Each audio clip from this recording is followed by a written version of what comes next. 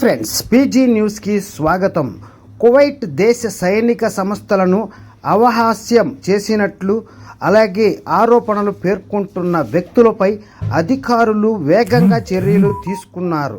Kuwait సాయుధ దళాలను ఎగతాళి చేసే మరియు దేశ వైమానిక రక్షణ వ్యవస్థ ప్రయత్నాలను తక్కువ చేసి వీడియో క్లిప్పులను ప్రచురిస్తున్నందుకు ఇద్దరు వ్యక్తులను అరెస్టు చేసినట్లు అంతర్గత వ్యవహారాల మంత్రిత్వ శాఖ ప్రకటించింది. సోషల్ మీడియా ప్లాట్ఫారంలపై నిరంతర పర్యవేక్షణలో భాగంగా ఈ అరెస్టులు జరిగాయి. మంత్రిత్వ శాఖ ప్రకారం వీడియోలో సాయుధ దళాలు జాతీయ విధిని అత్యంతకరంగా మరియు తిరస్కరించే విధంగా భావించే పదజాలాలు మరియు దృశ్యాలు ఉన్నాయి. అధికారులు ఈ కంటెంట్ను ఆమోదయోగ్యం కాని ప్రవర్తనగా అభివర్ణించారు. ఇది సైనిక సంస్థ ప్రతిష్ట మరియు హోదాను దెబ్బతీస్తుంది.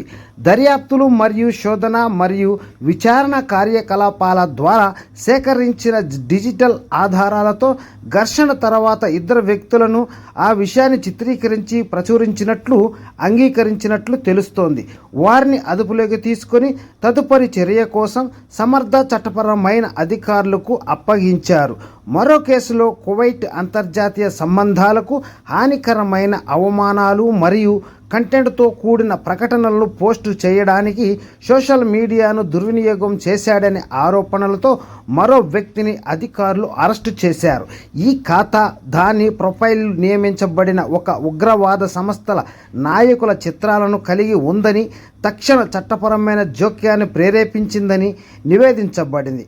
సామాజిక మాదక ద్రవ్యాలను బాధ్యతాయుతంగా ఉపయోగించుకోవడంపై అంతర్గత వ్యవహారాల మంత్రిత్వ శాఖ పదే పదే హెచ్చరికలు జారీ చేస్తూనే ఉంది.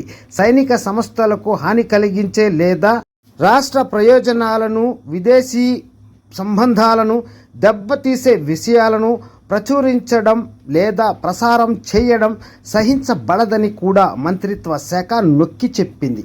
ప్రజలు తమ జాతీయ బాధ్యతలను నిలబెట్టుకోవాలని పిలుపునిస్తూ చట్టపరమైన సరిహద్దులను దాటినట్లు తేలినా వారిపై చట్టం కఠినంగా ప్రయోగించబడుతుందని మంత్రిత్వ శాఖ నొక్కి చెప్పింది.